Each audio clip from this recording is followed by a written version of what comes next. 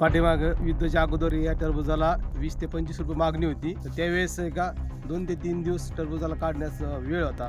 नंतर 2-3 दिवसांनी परिचक्रा मारायला लागली. तर डायरेक्ट ते सांगायला लागले आता युद्ध चालू आहे, ट्रान्सपोर्ट बंद झालेला आहे. तर त्यामुळे आम्ही आता 5 ते 6 रुपये किलो मागत आहे. पण टरबुजाचे दिवस 80 ते 90 दिवस पूर्ण झाल्यानंतर टरबूज ठेवता येत नाही शेतीमध्ये. तो टरबूज द्यावाच लागतो. तर त्या टरबुजासाठी आता 6 ते 7 रुपये किलो आम्हाला व्यापाऱ्याला द्यावं लागलं. त्याच्यामधून जे पैसे आम्हाला 7 ते 8 लाख रुपये मिळणार होते ते 2 ते 2.5 लाख रुपये मिळाले. फक्त शेतीला खर्च घेतला.